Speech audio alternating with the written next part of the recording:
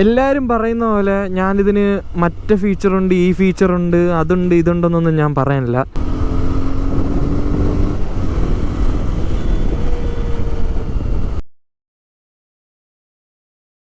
Hello guys, welcome back to my YouTube channel. അപ്പോൾ ഇന്ന് നമ്മൾ ചെയ്യാൻ പോകുന്നതെന്ന് പറയുമ്പോൾ നമ്മുടെ 220Fൻ്റെ റിവ്യൂ ആണ്.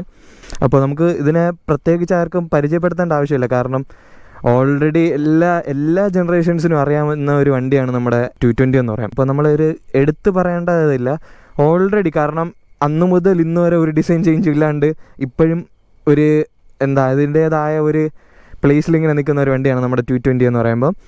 ഓൾറെഡി നിങ്ങൾക്കറിയാം, പഴയ 220യും ഇതും വെച്ച് കമ്പയർ ചെയ്യുകയാണെങ്കിൽ ഇതിന് വലിയ വ്യത്യാസങ്ങളൊന്നുമില്ല.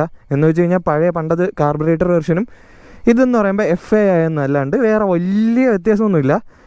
എന്നാലും നമുക്ക് നമ്മുടെ വണ്ടിയുടെ റിവ്യൂവിലോട്ട് പോകാം. ആദ്യം തന്നെ നമ്മുടെ എഞ്ചിനിലെന്ന് തുടങ്ങാം.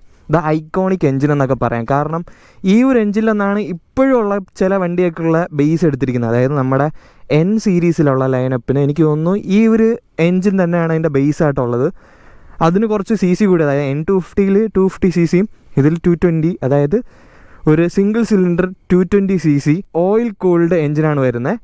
അത് പണ്ട് മുതലേ ഒരു ഓയിൽ കൂൾഡ് എഞ്ചിൻ തന്നെയാണ് ഇതിൽ വന്നുകൊണ്ടിരുന്നത്. പക്ഷേ ഇതിലെന്ന് പറയുമ്പോൾ ഫ്യൂൽ ഇഞ്ചക്ഷൻ വന്നു എന്നല്ലാണ്ട് വേറെ വലിയ വ്യത്യാസമൊന്നും വന്നിട്ടില്ല. സ്റ്റിൽ, അതായത് ഇത് ഇറങ്ങിയ കാലത്തെ നമ്മുടെ ട്വിൻ സ്പാർക്ക് വെച്ച് വരുന്ന ഒരു വണ്ടിയാണ്.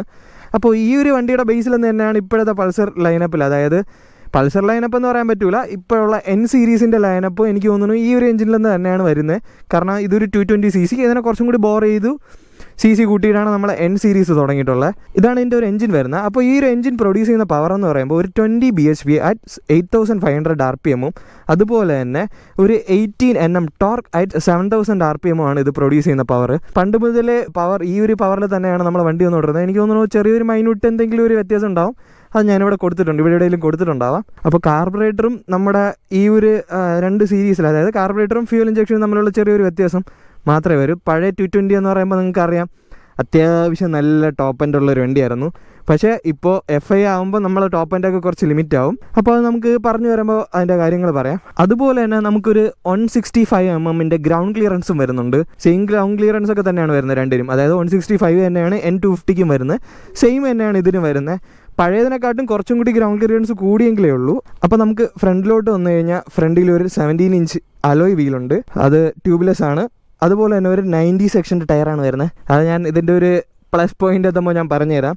അതുപോലെ തന്നെ ഒരു 280mm ഡിസ്ക് വരുന്നുണ്ട്, നോർമൽ ഡിസ്ക് ആണ്. അതുപോലെ തന്നെ ഇതിൽ സിംഗിൾ ചാനൽ ABS ആണ് വരുന്നത്. അത് നമുക്ക് അതിൻ്റെ ഒരു റോട്ടർ കാണാം അവിടെ. നിങ്ങളിത് കാണുമ്പോൾ വിചാരിക്കും അത് കുട്ടി ടയറൊക്കെ ആണെന്ന്. പിന്നെ എൻഡ്യൂറൻസിൻ്റെ ബ്രേക്കാണ് വരുന്നത്. എനിക്ക് തോന്നുന്നു പഴയതിൽ ബൈബ്രേ ആയിരുന്നു വന്നുകൊണ്ടിരുന്നതും, അതായത് നോർമൽ ഈ ഒരു സീരീസ് ലൈനപ്പിൽ വരുന്ന ഒരു സെറ്റ് ബൈക്സിലെല്ലാം എൻഡ്യൂറൻസിൻ്റെ ബ്രേക്കാണ് വരുന്നത്. എൻഡ്യൂറൻസിൻ്റെ തന്നെയാണ് ഇവിടെ കാണാം നമ്മുടെ മാസ്റ്റർ സിലിണ്ടറും വരുന്നത്. അത്യാവശ്യം കൊള്ളാമെന്നേ ഉള്ളൂ, ഭയങ്കര കിടിലൊന്നുമല്ല. പിന്നെ ഈ ഒരു വണ്ടിക്ക് ഇതൊക്കെ മതിയാവും, കാരണം അത്രയും പണ്ടത്തെ വണ്ടിയിൽ എനിക്ക് തോന്നുന്നു ബൈബ്രേ ആയിരുന്നെന്ന് തോന്നുന്നു, ഇപ്പോൾ അത് ചേഞ്ച് ഉണ്ടെന്ന് തോന്നുന്നു. അടുത്ത് നമുക്ക് ഫ്രണ്ടിലോട്ട് നോക്കിക്കഴിഞ്ഞാൽ നമ്മുടെ ഹാലജൻ ലൈറ്റ്സ്, ഐക്കോണിക് ലൈറ്റ്സ് ഉണ്ട്. ഈ ഒരു രണ്ട് ലൈറ്റ് ഞാൻ ഓണാക്കാം. ഇപ്പോഴും ഒരു മാറ്റം ഇല്ലാണ്ട് ഈ ഒരു ലൈറ്റ് വെച്ച് തന്നെയാണ് നടക്കുന്നത്. അതായത് ഇവിടെ ഒരു ഹാലജൻ ഉണ്ട്, ഇതുപോലെ തന്നെ ഹാലജൻ്റെ പ്രൊജക്ടറും താഴെ കൊടുത്തിട്ടുണ്ട്, 2 പാർക്ക് ലൈറ്റ് ഉണ്ട്. അതുപോലെ തന്നെ ഹാലജൻ ഇൻഡിക്കേറ്റേഴ്സാണ് ഇപ്പോഴും വരുന്നത്. അതായത് ഇറങ്ങിയ കാലം തൊട്ട് ഒരു ചേഞ്ച് ഇല്ലാണ്ട് നടക്കുന്ന ഒരു വണ്ടിയാണ്. ഈ ഒരു ഫ്രണ്ട് എൻഡ് കാണുമ്പം ഡുക്കാട്ടിയുടെ ഒരു മോഡലുണ്ട്, ആ ഒരു എൻഡിൻ്റെയും 2-3 വണ്ടികളുടെ കോപ്പി മോഡലാണിത്. ഈ വണ്ടി ഇറങ്ങിയ ടൈം എന്ന് പറയുമ്പോൾ നമ്മുടെ കരിഷ്മ SMR ആ ഒരു സീരീസിൻ്റെ ലൈനപ്പൊക്കെ ഉണ്ടായിരുന്ന ടൈമായിരുന്നു. അപ്പോഴും ഒരു പക്ക കോമ്പറ്റീറ്റർ, അതായത് നമ്മുടെ V3 ഇറക്കി ഒരു ഓളം സൃഷ്ടിച്ച പോലെ തന്നെയായിരുന്നു അന്നത്തെ 220. ഇപ്പോഴും ആൾക്കാർ എടുക്കുന്നുണ്ട് 220. അപ്പോൾ നമുക്ക് ബാക്കി ഫ്രണ്ട് ലുക്കിലോട്ട് വരാം. അപ്പോൾ ഫ്രണ്ടിൽ ഒരു കാർബൺ ഫൈബറിൻ്റെ ഒരു ഫിനിഷിൽ വരുന്ന ഒരു മെറ്റീരിയൽ ഉണ്ട്. മഡ് ഗാർഡിൽ ഒരു കാർബൺ ഫൈബർ ഫിനിഷ് കൊടുത്തിട്ടുണ്ട്. അത് 2 സൈഡും കാർബൺ ഫൈബർ അല്ല, സെൻറ്ററിൽ മാത്രം ഒരു പർട്ടിക്കുലർ ഡിസൈനാണ്. അതായത് ഇവിടെ നിന്ന് ഇങ്ങനെ കാർബൺ ഫൈബർ, പിന്നെ ഗ്ലോസി ബ്ലാക്ക്, അങ്ങനത്തെ കാര്യങ്ങളൊക്കെ. ഫ്രണ്ടിൽ എന്ന് പറയുമ്പോൾ നോർമൽ ടെലിസ്കോപ്പിക് സസ്പെൻഷനാണ് വരുന്നത്. നോർമലി ബൈക്സിനെക്കാട്ടും ടെലിസ്കോപ്പിനെക്കാട്ടും കുറച്ചും കൂടി വണ്ണമുള്ള ഒരു ടൈപ്പ് സസ്പെൻഷനാണ് ഫ്രണ്ട് വരുന്നത്. അത്യാവശ്യം ബംപ്സൊക്കെ അത് ഡാമ്പ് ആക്കുന്നുണ്ട്, നമുക്ക് ഓടിക്കുമ്പോൾ അത് പറയാം. അടുത്ത് നമുക്ക് പുറകിൽ വരുമ്പം സെയിം നമ്മുടെ പൾസറിൽ കാണുന്ന ഡ്യുവൽ സസ്പെൻഷനാണ് വരുന്നത്. നൈട്രോക്സിൻ്റെ ഡ്യുവൽ സസ്പെൻഷനാണ് പുറകിൽ വന്നിട്ടുള്ളത്. ഒരു 17 ഇഞ്ച് അലോയ് വരുന്നുണ്ട്. അതിലെന്ന് പറയുമ്പോൾ ഒരു 230mm ഒരു ഡിസ്കും വരുന്നുണ്ട്. ഇത് സിംഗിൾ ചാനൽ ABS ആണ്, ഞാൻ ആദ്യമേ പറഞ്ഞ പോലെ സ്വിച്ചബിൾ ഒന്നുമല്ല. സിംഗിൾ ചാനൽ ABS ആണ് വരുന്നത്. 120 സെക്ഷൻ്റെ ഒരു ടയറാണ് പുറകിൽ വരുന്നത്. അതെനിക്ക് തോന്നുന്നു നമ്മുടെ സിയറ്റിൻ്റെ ടയേഴ്സാണ്. അത്യാവശ്യം ഗ്രിപ്പ് ഉണ്ടായിരുന്നു. ഇതുപോലത്തെ സ്ഥലത്തൂടെ ഓടിച്ചപ്പോൾ അത്യാവശ്യം ഗ്രിപ്പ് ഉണ്ടായിരുന്നു. അന്നു മുതൽ ഇന്നു വരെ ഒരു മാറ്റം ഇല്ലാണ്ടുള്ള ഡിസൈൻസിൽ ഏറ്റവും മെയിനായിട്ടുള്ളതാണ് നമ്മുടെ സൈലൻസർ. പണ്ട് എനിക്ക് തോന്നുന്നു ഇവിടെ ഒരു സിൽവർ ടൈപ്പ് ബോഡിയൊക്കെ ആയിട്ട് വരുന്ന ഒരു തൊണ്ടായിരുന്നു. കുറച്ചും കൂടി വലുതായിരുന്നു, അതിനെക്കാട്ടും കുറച്ചും കൂടി ചെറുതായെന്ന് തോന്നുന്നു. അടുത്ത് നമുക്ക് വണ്ടിയിലോട്ട് കയറി കഴിഞ്ഞാൽ വണ്ടിയുടെ സീറ്റ്സ് ആദ്യം നോക്കാം. സീറ്റ്സ് അത്യാവശ്യം വലുതാണ്.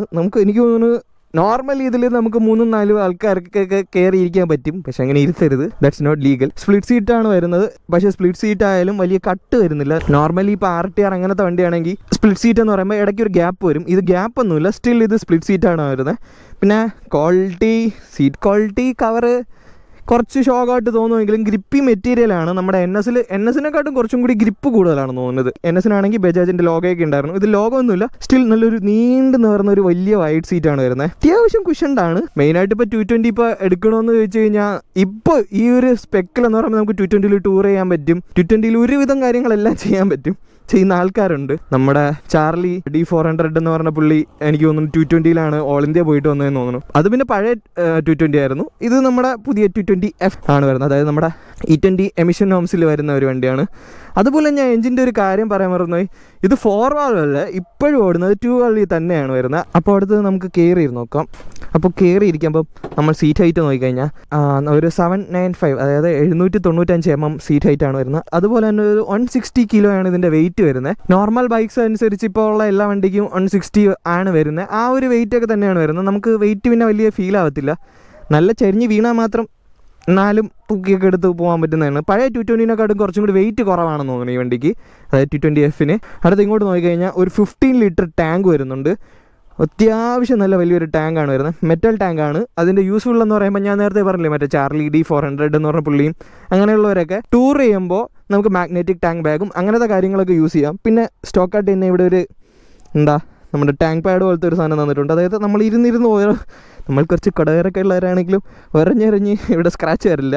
അങ്ങനെ ഒരു പ്ലസ് പോയിന്റ് ഉണ്ട്. നമുക്ക് കാണാം ഇവിടെ ഒരു E20 ലോഗോ. നമ്മുടെ പുതിയ എമിഷൻ നോംസിലൊക്കെ E20 ഫ്യൂലാണ് വരുന്നത്. ഇവിടെ തിരുവനന്തപുരത്താണെങ്കിൽ ഇവിടെ 2-3 പമ്പിലൊക്കെ അവൈലബിൾ ആണ്. നോർമൽ വണ്ടികളിൽ E20 അടിക്കുന്നത് കുറച്ചൊന്ന് നോക്കിയിട്ട് അടിച്ചാൽ മതിയാകും. കാരണം FI വണ്ടികളിൽ നിങ്ങൾ E20 ആണ് അടിക്കുന്നതെങ്കിൽ കുറച്ച് അത് വണ്ടി ഓടുന്നെങ്കിൽ വിഷയമില്ല. ഓടാണ്ടിരിക്കുന്ന വണ്ടികളിൽ പതിയെ നോക്കിയിട്ടൊക്കെ ഒന്ന് അടിച്ചാൽ മതിയെന്ന് ഞാൻ പറയും. കാരണം മിസ്സിങ് വരാനുള്ള ചാൻസ്, അതായത് കുറച്ച് ദിവസം വച്ചിട്ട് എടുക്കുമ്പോൾ കുറച്ച് മിസ്സിങ് വരാനുള്ള ചാൻസ് ഒക്കെ ഉണ്ടെന്നാണ് കേട്ടത്. അത് കറക്റ്റ് എങ്ങനെയാണെന്ന് അറിഞ്ഞുകൂടാ, അതൊക്കെ ഒന്ന് നോക്കിയിട്ട് അടിക്കുക. നമ്മുടെ പഴയ ഡാഷൊക്കെ മാറിയിട്ടുണ്ട്.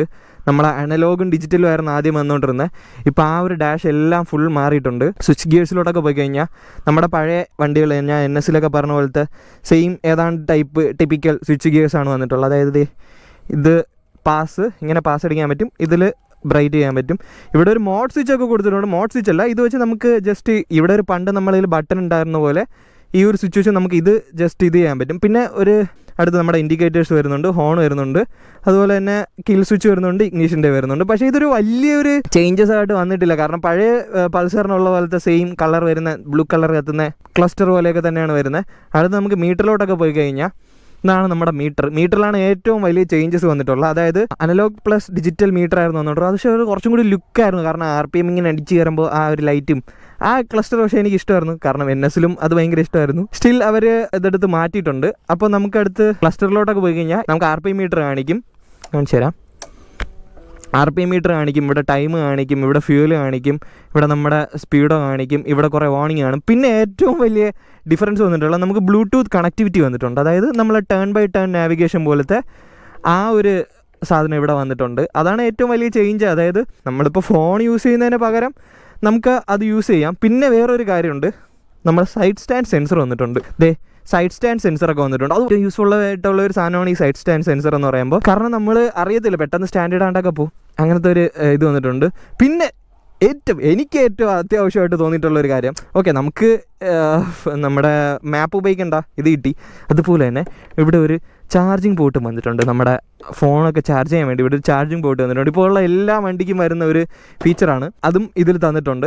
ഇത്രയൊക്കെ തന്നെയാണ് ഡാഷിൽ വരുന്നത്. പിന്നെ നമുക്ക് കൺട്രോൾ സ്വിച്ച് ഇവിടെ ഉണ്ട്, അത് ഈസിയാണ്. നമ്മൾ പെട്ടെന്ന് നമുക്ക് എന്തെങ്കിലുമൊക്കെ വന്ന് കോളൊക്കെ കട്ട് ചെയ്യാൻ പറ്റുമെന്ന് തോന്നുന്നു ഈ ഒരു സ്വിച്ച് വെച്ച്. നമുക്ക് വാർണിംഗ് ലൈറ്റ്സ് ഒക്കെ ഇവിടെ ഉണ്ട്. ക്ലച്ച് അത്യാവശ്യം ഹാർഡ് ക്ലച്ചാണ്. അപ്പോൾ നമ്മൾ സിറ്റിയിലൊക്കെ എടുക്കുകയാണെങ്കിൽ കുറച്ചൊന്ന് ഹാർഡാണ്. നമ്മൾ ക്ലച്ചസ് വെച്ച് കമ്പയർ ചെയ്യുമ്പോൾ കുറച്ച് ഹാർഡാണ്. ഞാൻ NS വെച്ച് കമ്പയർ ചെയ്യുകയാണെങ്കിൽ എനിക്കിത് കുറച്ചും കൂടി ഹാർഡായിട്ട് തോന്നിയിട്ടുണ്ട്. പിന്നെ ബ്രേക്കൊക്കെ അത്യാവശ്യം കൊള്ളാം. ഇതാണ് ഈ വണ്ടിയുടെ ലുക്ക് എന്നൊക്കെ പറയുമ്പോൾ. നമുക്ക് അടുത്ത് ഇതിൻ്റെ നമ്മുടെ എക്സോസ്റ്റ് നോട്ടൊന്ന് കേട്ടോക്കാം.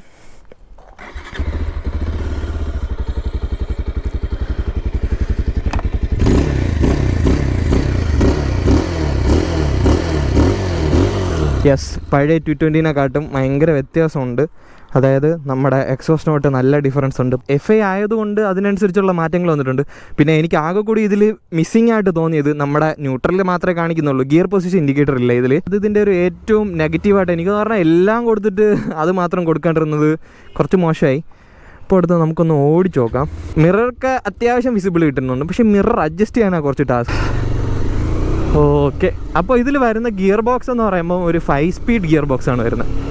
അപ്പോൾ നിങ്ങൾ ചോദിക്കും 6 സ്പീഡ് വേണ്ടേ, അല്ലെങ്കിൽ 6 സ്പീഡ് അല്ലേ നല്ലതെന്നൊക്കെ ചോദിച്ചു കഴിഞ്ഞാൽ 6 സ്പീഡ് നല്ലതാണ്. പക്ഷേ അതൊരു അത്രയും ഹൈവേ ക്രൂസ് ചെയ്യുന്ന ആൾക്കാർക്ക് മാത്രമേ നമുക്ക് അത്രയും ഒരു ഗിയർ ബോക്സ് കൊടുത്തിട്ട് കാര്യമുള്ളൂ. എൻ്റെ ഒരു അഭിപ്രായത്തിൽ നമുക്കൊരു നോർമൽ 5 സ്പീഡ് തന്നെയാണ് ധാരാളമാണ്. കാരണം വലിയ സ്പെക്കൊന്നും പറയാൻ പറ്റില്ല. അപ്പോൾ നമ്മൾ വണ്ടി ഇങ്ങനത്തെ റോഡിലൊക്കെ ഓടിക്കുമ്പോഴും സസ്പെൻഷൻ അത്യാവശ്യം ഡാമ്പ് ആവുന്നുണ്ട്. പഴയ 220 അത്ര പവർ നമുക്ക് ഫീൽ ചെയ്യുന്നില്ല എങ്കിലും സ്റ്റിൽ നമുക്കിതിൽ അത്യാവശ്യം പവറുണ്ട്. അതായത് 20 bhp ഉണ്ട്. ഇതിൻ്റെ ഒരു ടോപ്പ് സ്പീഡൊക്കെ ഞാൻ ആൾക്കാർ ചെയ്യുന്ന കണ്ടെന്ന് പറയുമ്പോൾ ഒരു 130 ആ ഒരു റേഞ്ചൊക്കെയാണ് ഇതിൻ്റെ ടോപ്പ് സ്പീഡ് ഞാൻ ചെയ്യുന്നുണ്ട്. ഇതിനിപ്പോഴും ഇതിനൊരു 2 വാൾവ് വെച്ചാണ് ഇത് വണ്ടി ഓടുന്നത്. അതായത് ഇതുവരെ നമ്മുടെ വണ്ടി 4 വാൾവ് ആയില്ല. അങ്ങനെ ഒരു നെഗറ്റീവ് ഉണ്ട്. ഇതിൻ്റെ ഒരു ഹൈ സ്പീഡ് ടെസ്റ്റ് ഒന്നും ചെയ്യാൻ വേണ്ടിയുള്ള റോഡോ ഇപ്പോൾ നമ്മുടെ കേരളത്തിലെ റോഡും അനുവദിക്കില്ല, സ്പീഡ് ലിമിറ്റും അനുവദിക്കില്ല. എന്തായാലും ഇതിൻ്റെ ടോപ്പ് സ്പീഡൊക്കെ ഒരു 140 ഒക്കെ ഇതിൻ്റെ ടോപ്പ് സ്പീഡ് ചെയ്യാൻ പറ്റുന്നുണ്ട്. സ്റ്റിൽ ആ 220-യുടെ ആ ഒരു ഫീല് നമുക്ക് കിട്ടുന്നില്ല പുതിയതിൽ. പക്ഷേ ഇത് ഭയങ്കര റിഫൈൻഡ് ആണ്. അതായത് നമ്മളൊരു വലിയ വണ്ടിയൊക്കെ ഓടിച്ചിട്ടാണ് ഇതിൽ വരണമെങ്കിൽ ഭയങ്കര റിഫൈൻഡ് ആണ്. കാരണം ഇതൊരു നമുക്കൊരു മിഡ് RPM-ലൊക്കെ കൊണ്ട് നടക്കാൻ പറ്റുന്ന വണ്ടിയാണ്. ഹൈ റവ്വിങ് ഒരു RPM വണ്ടിയെന്ന് ഞാൻ പറയുന്നില്ല. കാരണം പഴയ 220 എന്ന് പറയുമ്പോൾ നമുക്ക് അത്യാവശ്യം ഹൈ റവ് ചെയ്യാൻ പറ്റുന്ന ഒരു വണ്ടിയാണ്. പിന്നെ ഞാൻ നേരത്തെ പറഞ്ഞായിരുന്നു ഇതിൻ്റെ ടയർ കുറച്ച് ചെറുതാണെന്ന്. ചെറുതായതുകൊണ്ട് നമുക്കിതിൻ്റെ കുറച്ച് യൂസ്ഫുൾ സാധനങ്ങളെന്ന് പറഞ്ഞു കഴിഞ്ഞാൽ നമുക്ക് സിറ്റിയിൽ നമുക്ക് കൊണ്ടുപോവുകയാണെങ്കിൽ നമുക്ക് നിമ്പിളായിട്ട് കൊണ്ടു നടക്കാൻ പറ്റും. അതായത് ടേൺ ചെയ്യാം, പെട്ടെന്ന് ഈസി ആയിട്ട് ടേണിങ്ങും അങ്ങനത്തെ കാര്യങ്ങളൊക്കെ നമുക്ക് ചെയ്യാൻ പറ്റും. അതിൻ്റെ ഒരു യൂസ്ഫുൾ സാധനമാണ്. ഇതിൻ്റെ ഹോണൊക്കെ മാറ്റിയിട്ടുണ്ട്, പഴയ ഹോണല്ല. വണ്ടി ഓടിച്ചുകൊണ്ട് നടക്കാൻ നല്ല രസമുണ്ട്. അതായത് ഒരു വൈബ്രേഷനൊന്നുമില്ല. കാരണം നോർമൽ രീതിയിൽ എടുക്കുമ്പോൾ ഇതിന് വൈബ്രേഷൻസ് വരുന്നില്ല. നോർമൽ രീതിയിൽ കൊണ്ടുപോയി കഴിഞ്ഞാൽ നമുക്കിതിന് വൈബ്രേഷൻസ് ഇല്ല. അതായത് നോർമൽ ഗിയറൊക്കെ മാറ്റി ഇങ്ങനെ നോർമൽ കൊണ്ടു നടക്കുന്ന രീതിയിലാണെങ്കിൽ നമുക്ക് നോർമൽ കൊണ്ടു നടക്കാം. പക്ഷേ ഇത് ഹൈ റവിങ് അല്ല, ഒരു മിഡ് RPM ഒരു 5K-ലൊക്കെ ആണെങ്കിലും കുഴപ്പമില്ല. ഇതൊരു 5000 RPM ഒക്കെ കഴിഞ്ഞിട്ട് നമ്മൾ റവ് ചെയ്യുകയാണെങ്കിൽ നമുക്ക് വൈബ്രേഷൻ അറിയാൻ പറ്റും. അതായത് അത്യാവശ്യം വൈബ്രേഷൻ ആവും. കാരണം വേറെ ഒന്നുമല്ല, ഇതിനെന്ന് പറയുമ്പോൾ വരുന്ന ഒരു 2 വാൾവ് എഞ്ചിനാണ് വരുന്നത്. നമ്മുടെ ബാക്കി വണ്ടി പോലെ 4 വാൾവ് എഞ്ചിൻ അല്ല ഇതിൽ വരുന്നത്. അത്യാവശ്യം വൈബ്രേഷനും ഉണ്ട്. അതുപോലെ തന്നെ ഗിയറും അത്യാവശ്യം ഹാർഡാണ്. നമ്മുടെ ക്ലച്ചും അത്യാവശ്യം ഹാർഡാണ് ഷിഫ്റ്റ് ചെയ്യാൻ വേണ്ടി. മറ്റേ സ്മൂത്ത് ഷിഫ്റ്റ് പോലെയൊന്നും പൊങ്ങിയൊന്നും പോകത്തില്ല. അത്യാവശ്യം ഹാർഡ് ഷിഫ്റ്റ് തന്നെയാണ് വരുന്നത്. അതുപോലെ തന്നെ ക്ലച്ചും കുറച്ച് ഹാർഡാണ്. പിന്നെ ഇപ്പോഴും ഈ വണ്ടി ഇങ്ങനെ കൊണ്ട് നടക്കുന്നതിൽ എനിക്ക് കുറച്ച് ഒരു ഇതുണ്ട്. കാരണം കുറച്ചും കൂടിയൊക്കെ അപ്ഡേറ്റ് ഒക്കെ കൊണ്ടുവരായിരുന്നു. പിന്നെ 4 വാൾവ് ആക്കിയിരുന്നെങ്കിൽ കുറച്ചും കൂടി വൈബ്രേഷൻസ് കുറഞ്ഞ് കിട്ടുമായിരുന്നു. ഇതിപ്പോഴും 2 വാൾവിൽ തന്നെയാണ് ഓടുന്നത്. ഇപ്പോഴും ചിലവർക്ക് ഈ 220-യുടെ ലുക്ക് ഭയങ്കര ഇഷ്ടമാണ്. അതായത് ഏതൊക്കെ വണ്ടി ഇറങ്ങിയാലും സ്റ്റിൽ ആൾക്കാർ 220-യുടെ ഒരു ലുക്ക് വെച്ച്, അതായത് നമ്മുടെ പറയുന്നതുകൊണ്ട് ആരും നെഗറ്റീവായിട്ട് എടുക്കരുത്, നമ്മുടെ റോയൽ എൻഫീൽഡിൻ്റെ ആൾക്കാരില്ലേ, അതായത് ബുള്ളറ്റിൻ്റെ ആ ഒരു ലുക്ക് വെച്ചാണ് നമ്മൾ വണ്ടി എടുക്കുന്നത് പോലെ തന്നെ നമുക്ക് 220-യും ഒരു ഐക്കോണിക് ഒരു ലുക്കും അങ്ങനത്തെ കാര്യമൊക്കെ കൊടുത്തിട്ടുണ്ട്. പിന്നെ ഫ്രണ്ട് ബ്രേക്കും അത്യാവശ്യം നല്ല ബൈറ്റൊക്കെ ഉണ്ട്. ഇങ്ങനത്തെ റോഡിൽ കൂടിയൊക്കെ പോയാലും നമുക്ക് അത്യാവശ്യം പിടിച്ചൊക്കെ നിർത്താൻ പറ്റുന്നുണ്ട്. പിന്നെ പുറക് ബ്രേക്കും ഫ്രണ്ട് ബ്രേക്ക് വെച്ച് തന്നെ എനിക്ക് ഫുള്ള് നിർത്താൻ പറ്റുന്നുണ്ട്. ഞാൻ പുറക് ബ്രേക്ക് ട്രൈ ചെയ്തില്ല. നമുക്ക് അത്യാവശ്യം ഇവിടെ ചെളിയൊക്കെയാണ്. ഓക്കെ, അപ്പോൾ ഡാഷൊക്കെ അത്യാവശ്യം നമുക്ക് ഇങ്ങനത്തെ ഒരു ലൈറ്റിലും ഇങ്ങനത്തെ ഒരു ലൈറ്റ് നമുക്ക് അത്യാവശ്യം കാണാൻ പറ്റുന്നുണ്ട്. പിന്നെ എനിക്കിതൊരു നെഗറ്റീവായിട്ട് തോന്നിയത് വെയിലുള്ള ടൈമാണ് നമ്മളിത് കൊണ്ടുപോകുന്നതെങ്കിൽ ഓടിക്കുന്നതെങ്കിൽ നമുക്ക് ആ ഡാഷ് കുറച്ചൊന്ന് മങ്ങിയതുപോലെ ഫീൽ ആവുന്നുണ്ട്. അത് അഡ്ജസ്റ്റ് ചെയ്യാൻ പറ്റുമോ എന്ന് അറിയത്തില്ല. നമുക്കിത് ബജാജിൻ്റെ ഫോൺ വഴി, അതായത് ആപ്പ് വഴി നമുക്ക് കണക്ട് ചെയ്ത് ബ്ലൂടൂത്തൊക്കെ ഇതിൽ നമുക്ക് നമ്മൾ ആപ്പ് ഇൻസ്റ്റാൾ ചെയ്തിട്ട് നമുക്കിതിൽ 10x10 നാവിഗേഷൻ അങ്ങനത്തെ കാര്യമൊക്കെ നമുക്ക് ആക്സസ് ചെയ്യാൻ പറ്റും. അത്യാവശ്യം ഇങ്ങനത്തെ റോഡിൽ കൂടി ആയാലും നമുക്കൊരു 40-ലൊക്കെ നമുക്ക് പോകാൻ പറ്റും. പിന്നെ ഗ്രിപ്പ് എനിക്ക് വെറ്റ് ഗ്രിപ്പ് കുറച്ച് ഷോക്കായിട്ട് തോന്നി ഇതിൻ്റെ ഫ്രണ്ട് ടയറിലെ. നോർമലി കുഴപ്പമില്ല, നമ്മൾ ഈ ചെളി ചരൽ അങ്ങനത്തെ കാര്യമൊക്കെ വരുമ്പോൾ കുറച്ചൊന്ന് നെഗറ്റീവായിട്ട് തോന്നി. ഫ്യൂൽ എഫിഷ്യൻസിയൊക്കെ ഇപ്പോൾ ആൾക്കാർ പറയുന്നത് ഒരു 40 ആണ്. അതായത് നോർമൽ കൊണ്ടുവന്നു കഴിഞ്ഞാൽ നമുക്കൊരു 35 to 40 അകത്ത് നമുക്ക് ഇതിലൊരു ഫ്യൂൽ എഫിഷ്യൻസി കിട്ടും. ഇപ്പോൾ ഞാൻ NS പറഞ്ഞായിരുന്നു പുറക് സസ്പെൻഷൻ പാളിപ്പോകുന്ന ഒരു ഫീലിംഗ് ഉണ്ടായിരുന്നു. അതായത് ഭയങ്കര ആടി കളിക്കുന്ന ഒരു ഫീലിംഗ് ഉണ്ടായിരുന്നു പുറക് സസ്പെൻഷൻ. ഇതിൽ അങ്ങനത്തെ ഒരു ഫീലിംഗ് ഇല്ല. 5 സ്റ്റെപ്പ് അഡ്ജസ്റ്റബിൾ ആണ്. അതായത് നമുക്ക് അതിൻ്റെ പ്രീലോഡ് അഡ്ജസ്റ്റ് ചെയ്യാൻ പറ്റും, അല്ലാണ്ട് ഫുള്ളി അഡ്ജസ്റ്റബിൾ അല്ല പുറക് സസ്പെൻഷൻ. ഇതാണ് നമ്മുടെ വണ്ടിയുടെ ഓവറോൾ ലുക്ക്. ഇനി ഈ വണ്ടി ഇപ്പോൾ എടുക്കണമെന്ന് ചോദിച്ചു കഴിഞ്ഞാൽ അത് ഡിപ്പെൻഡ്സ് ആണ്. കാരണം ഈ ഒരു വണ്ടിയുടെ പ്രൈസിൽ തന്നെ ഇഷ്ടംപോലെ വണ്ടി നമുക്കിപ്പോൾ അവൈലബിൾ. അതായത് നമ്മുടെ ബജാജിൻ്റെ തന്നെ കുറേ സീരീസ് ഓഫ് ലൈനപ്പ് ഉണ്ട്. അതിൻ്റെ ഇടയിൽ ഇപ്പോഴും അവർ കൊണ്ടുപോകുന്ന ഒരു വണ്ടി എന്നേ എനിക്ക് പറയാൻ പറ്റും. കാരണം മാരക ഫീച്ചറോ അങ്ങനെ അല്ലെങ്കിൽ അങ്ങനത്തെ ഒരു പ്രൈസ് പോയിന്റോ അല്ല ഇതിരിക്കുന്നത്. കാരണം ഇതിൻ്റെ സെയിം കോമ്പറ്റീറ്ററായിട്ട് തന്നെ ബജാജ് തന്നെ ഇറങ്ങിയിട്ടുള്ള നമ്മുടെ N250 ഉണ്ട്. കാരണം എനിക്ക് തോന്നുന്നു അത് ഇതിനെക്കാട്ടും കുറച്ചും കൂടി ഒന്ന് ഒരു ലെവല് മേളിലിരിക്കുന്നത്. കാരണം സ്പെക്ക് വൈസ് ആയാലും മോഡ് വൈസ് ആയാലും ABS മോഡൊക്കെ വരുന്നുണ്ട്. അതിനൊരു 3 സ്റ്റെപ്പിൻ്റെ ABSൻ്റെ മോഡൊക്കെ വരുന്നുണ്ട്. അതുപോലെ തന്നെ കുറച്ചും കൂടി പവറും ഉണ്ട്. അതായത് എനിക്ക് തോന്നുന്നു ഒരു 25 bhp എന്തോണം അതിന് വരുന്നത്. അതായത് ഏറ്റവും അഫോർഡബിൾ 250 ആണത്. പിന്നെ അതിനെന്ന് പറയുമ്പോഴും USB ഫോർക്ക് വരുന്നുണ്ട്, കുറച്ചും കൂടി വലിയ ബ്രേക്ക് വരുന്നുണ്ട്. അത് ഒരു ലെവൽ മേളിലാണ് നിൽക്കുന്നത്. അപ്പോഴും നിങ്ങൾ ഈ 220 എടുക്കണമെന്ന് ചോദിച്ചു കഴിഞ്ഞാൽ ചിലവർക്ക് ഇപ്പോഴും ഈ ഒരു വണ്ടി ഭയങ്കര ക്രേസാണ്. അതായത് 220 തന്നെ എടുക്കണം. എൻ്റെ 2-3 ഫ്രണ്ട്സ് ഉണ്ടായിരുന്നു. അപ്പോൾ അവർ 220 എന്ന് പറഞ്ഞ് കിടക്കുന്നവരായിരുന്നു. അതായത് 220 തന്നെ വേണം, അല്ലെങ്കിൽ ആ വണ്ടി തന്നെ എടുക്കണമെന്ന് പറഞ്ഞ് നടന്ന 2-3 ഫ്രണ്ട്സ് ഉണ്ട്. അപ്പോൾ അവരൊക്കെ അങ്ങനെയുള്ളവർക്ക് വേണ്ടി പൾസർ ഇപ്പോഴും ഇതിനെ ഡിസ്കണ്ടിന്യൂ ചെയ്ത് കളയാണ്ട് ചില ബ്രാൻഡ് ചെയ്യുന്നത് പോലെ ഒരു വണ്ടി, അതായത് ചില പ്രത്യേകതരം വണ്ടികൾ അവർ ഡിസ്കണ്ടിന്യൂ ചെയ്ത് കളയാറാണ് പതിവ്. എല്ലാവരും പറയുന്ന പോലെ ഞാനിതിന് മറ്റേ ഫീച്ചറുണ്ട്, ഈ ഫീച്ചറുണ്ട്, അതുണ്ട്, ഇതുണ്ടെന്നൊന്നും ഞാൻ പറയാനില്ല. കാരണം ഇതിനങ്ങനെയൊന്നും ഇല്ല. എന്ന് വെച്ചാൽ നമ്മുടെ NS ഞാൻ പറഞ്ഞിരുന്നു ഇതിന് ഭയങ്കര സ്മൂത്ത് ഇതുണ്ട് അതുണ്ട് എന്നൊക്കെ. അതായത് സ്മൂത്ത് ആക്സിലറേഷനാണ്, ഞാൻ അങ്ങനെയൊക്കെ പറഞ്ഞായിരുന്നു. പക്ഷേ എനിക്കിതിൽ പറയത്തക്ക, അതായത് ഇതിന് മാത്രം എടുത്ത് വയ്ക്കുന്നതായിട്ട് വേറെ ഒന്നും തോന്നിയിട്ടില്ല. ടൂറിങ് പോസിബിലിറ്റീസ് കുറച്ച് കൂടുതലാണ്. കാരണം വേറെ ഒന്നുമല്ല, വൈഡ് സീറ്റ് ഉണ്ട്, അത്യാവശ്യം സോഫ്റ്റ്. അതായത് പില്ലിയനായിട്ട് ടൂർ ചെയ്യാനാണ് നിങ്ങൾക്ക് താല്പര്യമെങ്കിൽ എനിക്ക് തോന്നുന്നു. പക്ഷേ സ്റ്റിൽ നിങ്ങൾ ചോദിക്കുന്ന 6th ഗിയറിൻ്റെ കാര്യം, അതൊരു ഹൈവേയിൽ പോകുമ്പോൾ നമുക്കതൊരു ഫാക്ടറാണ്. പക്ഷേ ഇതൊരു ഹൈ റവിങ് എഞ്ചിൻ അല്ലാത്തത് കൊണ്ടും അത് വലിയൊരു സീനായിട്ട് എനിക്ക് തോന്നിയില്ല. അതായത് അത്രയും റവ് ചെയ്ത് നിങ്ങൾ എപ്പോഴും ടോപ്പ് എൻഡിലല്ല, നിങ്ങൾക്കൊരു 80-90 ക്രൂസ് ചെയ്ത് പോകാനാണെങ്കിൽ ഓക്കെ. ഇതിൻ്റെ കൂടെ നിൽക്കുന്ന ബാക്കിയുള്ള വണ്ടികൾക്കെല്ലാം ഓരോ സ്പെക്ക് ഉണ്ട്. അതായത് അതിന് ഇതുണ്ട്, ഓക്കെ, ഒരു പോയിൻ്റ് ഉണ്ട്. ഇതിന് ആ ഒരു പോയിന്റ് ഇല്ല. പക്ഷേ ഞാൻ മിക്കവരുടെ റിവ്യൂവിലും കണ്ടായിരുന്നു ഇതിന് ഭയങ്കര പൊക്കി അടിക്കുന്നത്. ഇത് തണുത്ത് അങ്ങനെയൊന്നുമില്ല, പഴയ 220 തന്നെയാണ്. 220 ഇപ്പോഴും നിങ്ങൾക്ക് 220 താല്പര്യം ഉണ്ടെങ്കിൽ എടുക്കാം. അല്ലാണ്ട് ഇതിന് ഐക്കോണിക്കായിട്ട് ഇതിന് ഈ ഒരു ലുക്ക് മാത്രം. പിന്നെ എനിക്കിതിൽ പോസിറ്റീവായിട്ട് തോന്നിയിട്ടുള്ളത് ഇനി ഒരു 15 ലിറ്റർ ടാങ്ക് കൊടുത്തിട്ടുണ്ട്.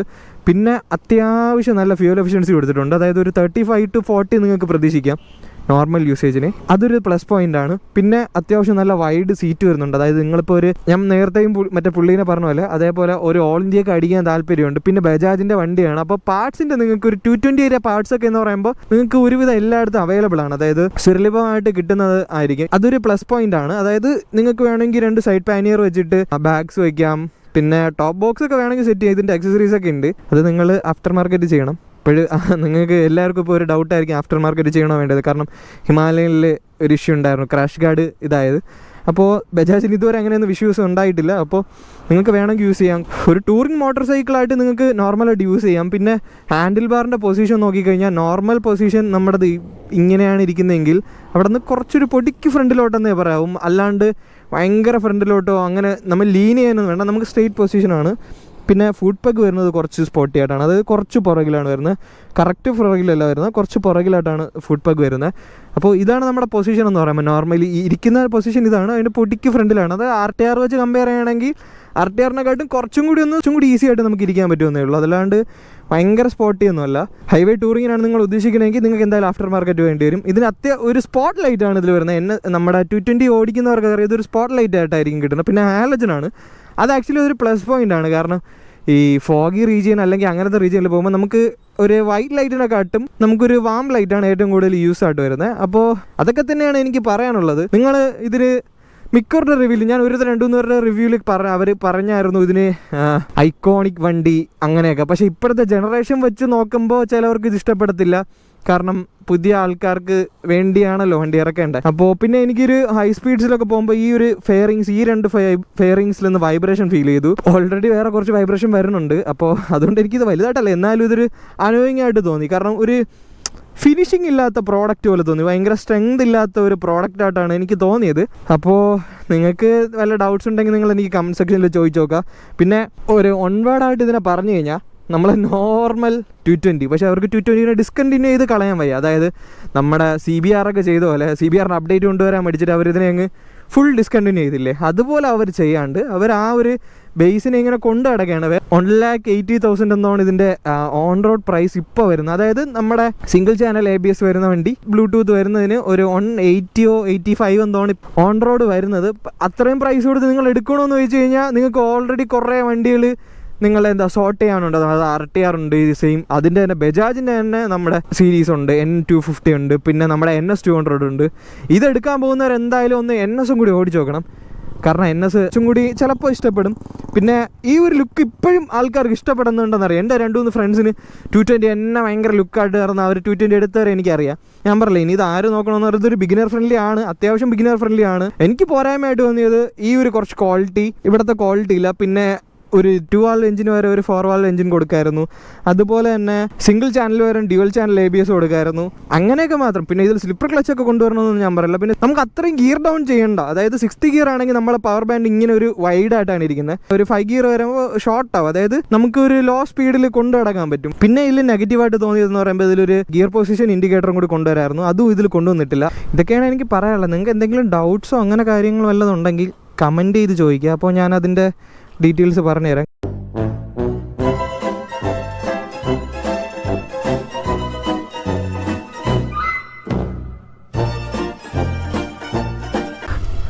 ഓക്കെ,